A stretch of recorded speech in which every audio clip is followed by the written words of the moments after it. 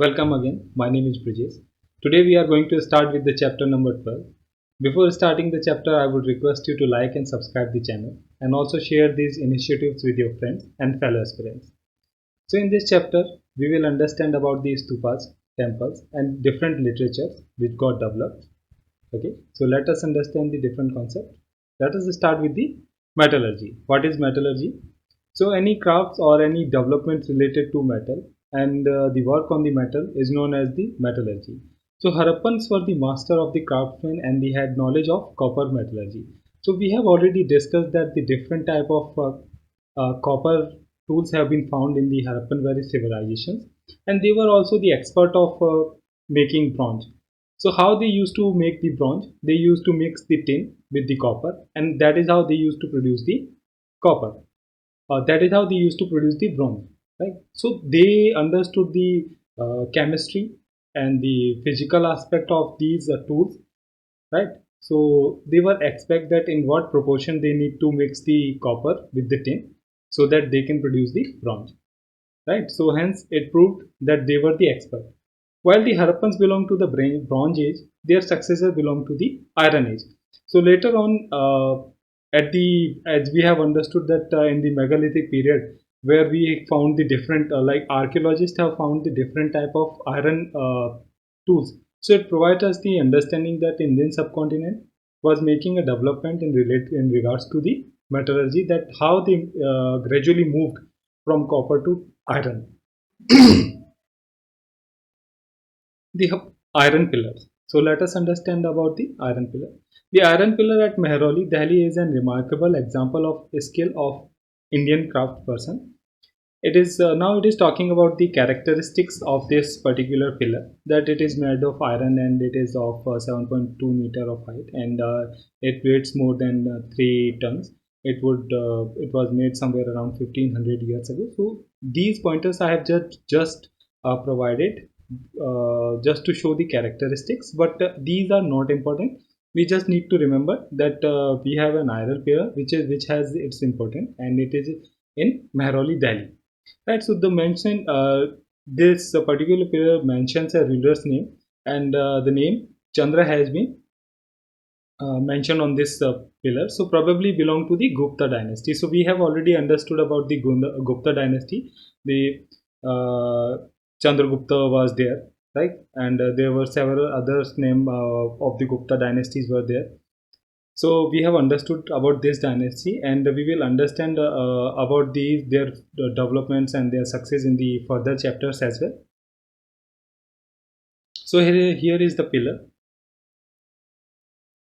It is famous that it does not get rusted, hence we can understand the expertise and the advancement in the metallurgy and the chemistry portion of those people who were working on these metals, right? So building in bricks and stones. Now it is talking about the stupas. So remember that stupas means a mound, right? So how they used to build? Like generally there is a small box placed at the center of the heart of a stupa. So this may be contain the bodily remains such as teeth, bones, ashes of Buddha or his followers, or things they use, as well as precious stones and coins. So I would want to provide some information about the stupa, that the Ashoka was famously known for the stupas. That it is to be said that he constructed somewhere around 84,000 stupas, which may be sound as an exaggeration to the modern day historians, but we do not have the evidence for that, and we can also not neglect the fact maybe those were made of the bricks or the bricks, and they must have been in the later phase the different rulers who ruled probably might have demolished those structures, so we cannot surely say about it, right? But surely there are these few remains of these stupas and the different stupas we have, such as Bharut, Sachi. So these are the well-known stupas. So this box known as the relic casting. So it is talking about the specific box which was kept, and they used to have the belongings of the Buddha, right? So later a layer of mud, now it is talking about that how it used to be, like a layer of mud brick or a back brick was added on top, and then a dome like structure. If you will pay attention here, then it is looking like a dome, right? A dome like structure was sometimes covered with carved stone slab. A path known as the Pradakshina path was laid around the stupa. So Pradakshina path, we also found these Pradakshina path in today's temple as well, and in those Pradakshina path, the people used to go round and round to show their devotion to the deity, right? So a path known as the Pradakshina path was laid around the stupa. This was surrounded with the railing. So if you will pay attention that the here these are the railings, and there was the Pradakshina path, right? And the outer walls was also there, so it was also the outer railings are there. Then here, if you will pay attention, then here a beautiful kind of Toran Dwar has been carved here. Just give me a quick moment, just a minute.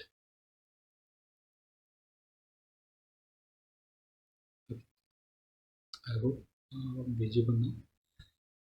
So devotees used to walk around the stupa in the clockwise direction as a mark of devotion. Just we talked about it, right? And Amravati was a place where a magnificent stupa once existed. The stupa which we are referring here, this one, this stupa belongs to Sachi. So this is also known as the Great Stupa of Sachi, which is in Madhya Pradesh, right? So other buildings like were hollowed out of the rock to make the artificial caves. So we have seen that in the earlier chapter that the caves were also made for the nuns and for the monks, so that they can reside into the cave and they can practice their meditation and the other activities, other religious activities, right? So this was the purpose of those caves. So there earlier we have seen the Karle cave, right? So there were caves of Ajanta cave, Ellora cave, Karle caves, Bhaja cave. So we will understand all these caves in detail in the later when we will understand the art and architecture of the subcontinent in the this part when it got developed. Some of the earliest Hindu temples were also built at this time. Deities such as Vishnu, Shiva, Durga were worshipped in these shrines. The important part of the temple was the room known as Garbhagriha, where the image of chief deity was placed. So we understand that in today's temple architecture as well, there's a special place for the deity, and we still call that place as the Garbhagriha. So it becomes important that what is Garbhagriha? Garbhagriha is a place where the deities used to be placed, right? So now it is talking at the right hand side, if you will pay attention, that while the brick mound probably dates to the time of Ashoka, which we just talked about, that how Ashoka got constructed several stupas. Right? So gateways were added during the times of the later rulers, right? So these were the gateways it is referring. So here, which we were calling as the Torana. So here are the gateways. These are the gateways. So these were the beautiful gateways. It is to be said that the Satavahana rulers later on got these gateways. And if you will pay attention to the left, here it is talking about a sculpture from the Amravati. Right. So this type of sculpture was inscribed on the Amravati Stupa.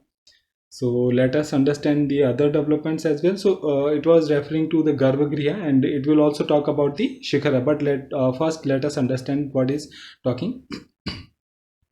So at Vitargam, a tower known as the Shikhara was built on the top of the Garbhagriha. So here, this is the temple of Vitargam, right? So this portion, this. So I have also already mentioned that what is Shikhara.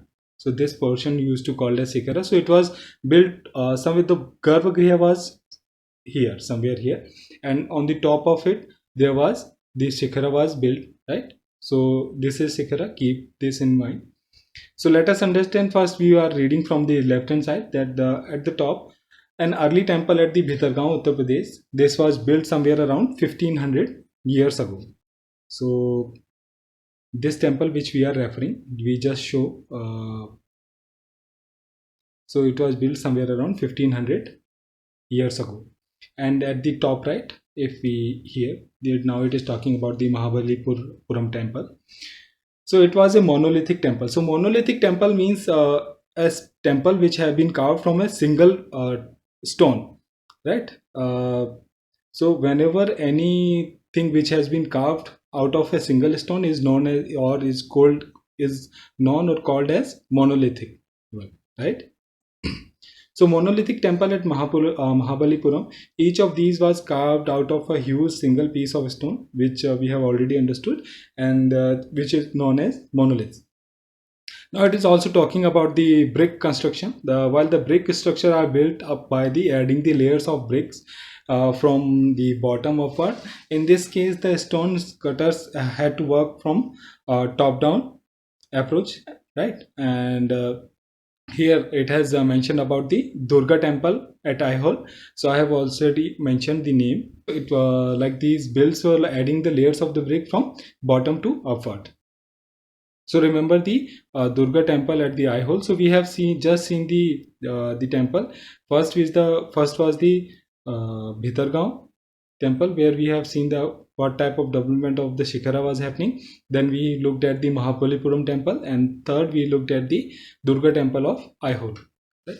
So at Vitargam, a tower known as the Shikhara was built at the top of the Garbhagriha. So we have just shown and understood, right? And most of the temple also had a space known as Mandapa. So Mandapa was a place where the people could assemble, right? And they can offer their worship to the deity. So Mahabalipuram and Aihole, some of the finest temples were built in these towns. So we have already seen these beautiful temples, right? So here it has shown the caves. So we have left out some content which is of no use to us, because it is just providing us the information that how it used to build and what type of things were used. So which is of no use for us. So it is talking in the left, a Jaina Monastery from the Odisha. This two-story building was carved out of the rock surface, right?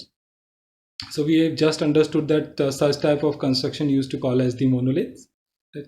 And below it a sculpture from the National Museum of Delhi. So it is show that how it used to carve. If we pay attention here, then these people, two people are working here, and they have a specific tool to carve out and to use to hollow the caves, right? So it has shown that, look at the work, how beautifully they have worked on these things. An association of ivory workers paid for one of the beautiful gateways at Sachi. So the Sachi Stupa, which we were referring a few minutes ago. So for the construction of that, different like apart from king and queens, different people used to contribute. Right, so ivory workers paid for the one of the beautiful gateway at Sanchi, and apart from that, who were the contributors who used to provide the not only money and the different things. These were the garland maker, perfumers, smiths, and the herders, and the different men who can contribute in the construction of these temples. Right. So look at this beautiful painting from the left hand side. This is the painting from Ajanta Caves. So let us talk about the paintings. So Ajanta, a place where several caves hollowed out of the hills over centuries. Most of these were monasteries of the Buddhist monk, and some of them were decorated with paintings. So we will understand about it, like different chaityas and viharas were made, and the monks and the different sects of these monks and nuns used to reside in these caves, right? As the caves are dark inside, the most of these paintings were done in the light of torches, of course, because there was no natural light was available. So definitely they must have used some type of torches to paint these walls, right? And the colors which are vivid, and even after 1500 years which were made, and these were made of plant and minerals. Like to procure these colors, they must have relied on the nature and the different plants and the minerals, right? So they had the brief understanding of these colors, that which color will be look beautiful in these parts. So that is how the different colors have been filled and provided in these paintings. So look at this beautiful painting. This is from Ajanta. So let us understand about the world of books. Some of the best known epics were written during this period. So epics are the grand, long composition about heroic men and women and include the several stories of about gods. Right? So they were known as the epics. So Tamil epics, now it is talking about the Tamil epics. So remember this epic. So the epics which we are going to follow, because this becomes important and the straightforward can be question can be asked because these are the important ones. So Tamil epics it is referring is Silappatikaram.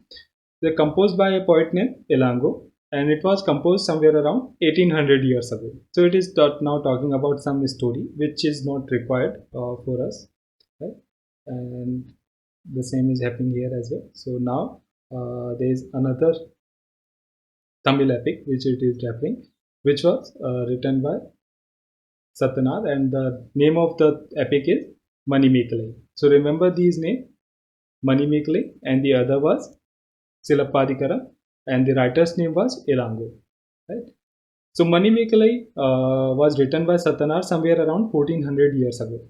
So yesterday we also understood in the previous chapter about the Kalidasu that his famous play Abhijanam Sakuntalam, right? And it provides the detail about a love story. So different plays have been written by Kalidas, and who wrote in Sanskrit. And Meghuduta was one of the prominent poetry written by Kalidas. Remember this. So now it is talking about the Purana. Purana literally means old. So in Hindi we call that this something. It has been like ye Purana hai. So the Purana, which in terms the books which were written in the older times, they were called as Purana. The Purana contains the story about the gods and goddesses such as Vishnu, Shiva, Durga or Parvati.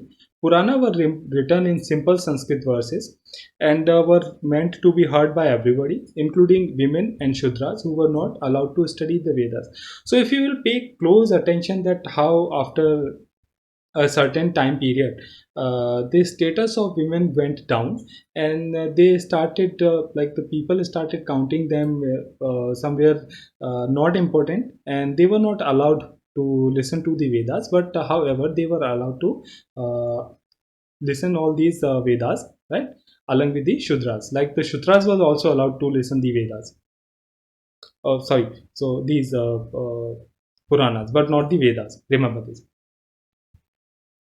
So now it is talking about the two Sanskrit epics which we know about, the Mahabharata, which was written by Maharshi Vedavyas, and Ramayana, which was written by Maharshi Valmiki, and have been popular for very long time in the Indian subcontinent. Right? The Mahabharata is about a fight and a battle which we know, right? And it was happened between the Kauravas and Pandavas, and to gain the control of the throne of the Kurus, which was the capital of Hastinapur. Both the Puranas of Mahabharata and supposed to have Puranas and Mahabharata are supposed to have been compiled by Vyasa. So remember this fact that who composed them? Mahabharata and Purana composed by Vyasa, Maharshi Vedyas. Remember this fact. So I have underlined it. So Valmiki is recognized as the author of Sanskrit Ramayana. Now it is talking about the ordinary people and what was their contribution, and what type of stories were getting written, and how these stories impacted the common people. So Jataka and the Panchatantra, which were written down around this time, stories from the Jatakas were often shown on the railings of stupa and in painting in places such as Ajanta. So these were popular in the Buddhism section, and the different stories have been carved on the stones, right? So they all were the most of them were the moral stories. That is why they were depicted, so that people could take some knowledge out of them. So now it is talking about a story of a monkey king. So we do not need to understand this complete story, but where it has been mentioned and why it has been carved. So let us understand this. This story is shown on the piece of sculpture found from a stupa at Barhut in central India, which is in Madhya Pradesh. So remember this stupa as well. Earlier we have seen the stupa of Sachi, which is really famous, and along with that, the stupa of Barhut is also famous. So remember this, right? So it is also in Madhya Pradesh. Now it is talking about the science books, like the famous person of that era on the science and technology was Aryabhatta. The mathematician and astronomer wrote a book on in Sanskrit known as Aryabhatiam. So we earlier understood that how the Sanskrit came into once again into the prominence and started and became the important language of the code. So Aryabhatta was also using the Sanskrit and he wrote the Aryabhatiam. Who was the mathematician and astronomer? What contribution he did, how he contributed. He stated that the day and the night were caused by the rotation of the earth on its axis. So today also in history or in the geography we understand that how the day and night and the different monsoon different seasons come into the existence and how it changed because of the earth rotates on its axis, right? He also developed a scientific explanation for the eclipse as well, and he also found a way of calculating the circumference of a circle, uh, which is nearly accurate as the formula we use today. So we can understand their knowledge which they used to have in that era, which were proven by the science, like in later on the science, right? So they were so much accurate, and the different scientists or the different contributor of that time was the Varahamihir, Brahmagupta, and Bhaskaracharya. These were the mathematicians and the astronomers.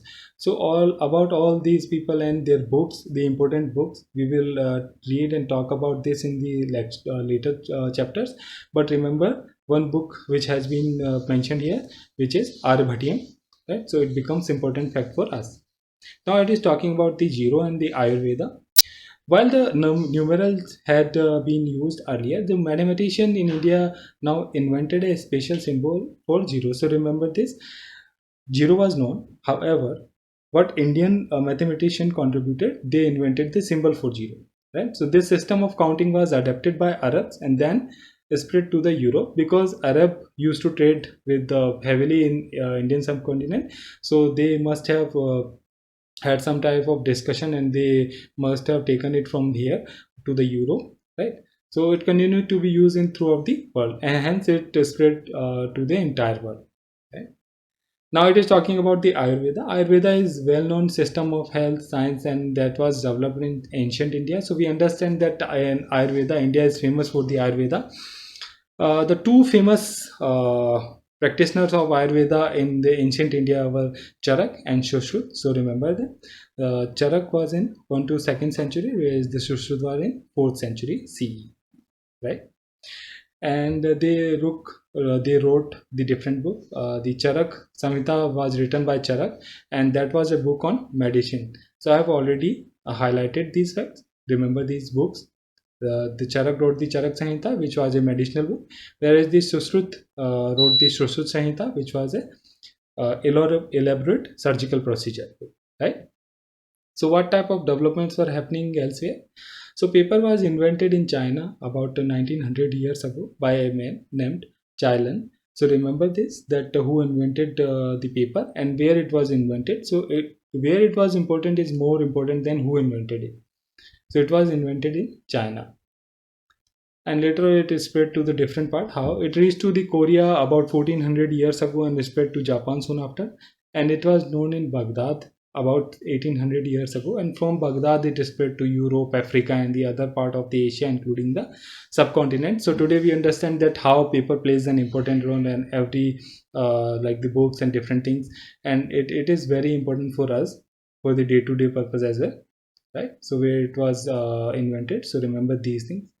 So in this particular chapter, we have understood about the stupas, different art and architectures, had different books, who wrote them, and not also this, but about the metallurgy part as well. Right. So revise and keep learning, and there are the important fact at the end of the chapter. So these are the some important dates. So these are the important dates, right? about the people who came and who ruled in the different parts, and their dates have been mentioned here. So it is really important and will help you to know the different rulers and their chronology and what type of developments are happening in what years. So I will see you into the next chapter. Till then, bye.